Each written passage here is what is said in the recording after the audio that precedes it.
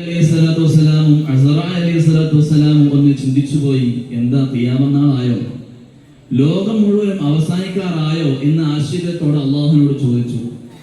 അപ്പൊ അള്ളാഹു പറഞ്ഞു, അല്ല ജിബ്രീൽ, ഹബീബായ റസൂലുള്ളാഹി സ്വല്ലല്ലാഹു അലൈഹി വസല്ലമ തങ്ങളെ കൊണ്ടൊരു യാത്ര പോകണം.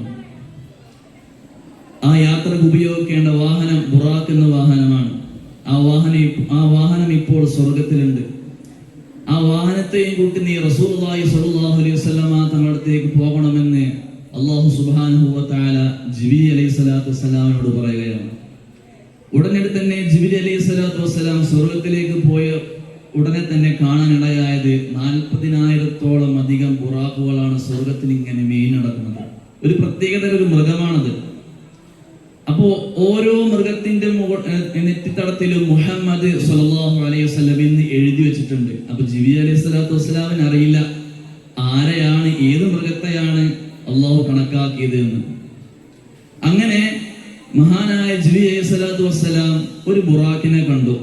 ആ ബുറാഖ് ഒരു മരച്ചോട്ടിൽ ഇരുന്നു കൊണ്ട് വളരെ വിഷമിച്ച് കരഞ്ഞിരിക്കുകയാണ്.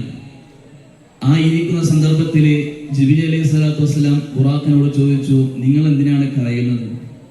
അങ്ങനെ ചോദിച്ചപ്പോ ആ മൃഗം പറഞ്ഞു, 40,000 വർഷങ്ങൾക്ക് മുന്നേ സ്വർഗത്തിൽ നിന്ന് തന്നെ വളരെ മുഹമ്മദ് സ്വല്ലല്ലാഹു അലൈഹി വസല്ലം എന്നൊരു പേര് ഞാൻ കേട്ടിട്ടുണ്ട്. പക്ഷേ ആ പേരിന്റെ ഉടമസ്ഥനെ എനിക്കിതുവരെ കാണാൻ കഴിഞ്ഞിട്ടില്ല.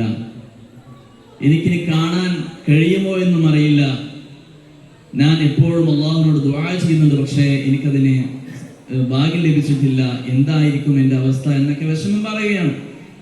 അപ്പൊ അങ്ങനെ ജിബ്രീൽ അലൈഹിസ്സലാത്തു വസ്സലാമിന് മനസ്സിലായി, ഇതാണ് അല്ലാഹു സുബ്ഹാനഹു വ തആല തീരുമാനിച്ച വാഹനം. അങ്ങനെ ജിബ്രീൽ അലൈഹിസ്സലാത്തു വസ്സലാം ബുറാഖ് എന്ന വാഹനത്തോട് പറഞ്ഞു, എനിക്ക് റസൂലുള്ളാഹി സ്വല്ലല്ലാഹു അലൈഹി വസല്ലം തങ്ങളെ കാണണം, അവരുടെ അടുത്തേക്ക് പോകണോ എന്ന് ചോദിച്ചപ്പോൾ അവിടെ തന്നെ മറുപടി പറയുകയാണ്, എനിക്ക് എൻ്റെ ഹബീബായ തങ്ങളെ ഒന്ന് കാണണം. അങ്ങനെ ആ സമ്മതത്തോടു കൂടെ സ്വർഗത്തിൽ നിന്നും ബുറാഖ് എന്ന് പറയുന്ന വാഹനം റസൂലുള്ളാഹി സ്വല്ലല്ലാഹു അലൈഹി വസല്ലം തങ്ങളുടെ അടുത്തേക്ക് വരികയാണ്. പ്രിയമുള്ളവരെ, ഇതിൽ നിന്നെല്ലാം നമ്മൾ മനസ്സിലാക്കേണ്ട ഒരു പാഠം എന്തെന്ന് ചോദിച്ചാൽ, മുഹമ്മദ് എന്നുള്ള ഒരു പദം, ഒരു വാക്ക് സ്വർഗത്തിൽ തന്നെ ആ മൃഗം കേട്ടപ്പോൾ തന്നെ ആ മൃഗത്തിന്റെ മാനസികാവസ്ഥ മാറിയപ്പോൾ നമ്മൾ 5 വക്ത് സമയങ്ങളിലും, അതായത് 5 വക്ത് സമയങ്ങൾ എന്ന് പറഞ്ഞാൽ സുബ്ഹി, ളുഹ്ർ, അസ്ർ, മഗ്രിബ്, ഇശാ, ഈ 5 വക്തുകളിലും 5 സമയങ്ങൾ വ്യത്യസ്ത സമയങ്ങളിലും ഒരേ ഒരു നേതാവിന്റെ പേര് മാത്രമേ നമ്മൾ കേൾക്കുന്നുള്ളൂ. അതും ബാങ്കിലൂടെ അഷ്ഹദു അന്ന മുഹമ്മദ് റസൂലുള്ളാഹ് സ്വല്ലല്ലാഹു അലൈഹി വസല്ലം.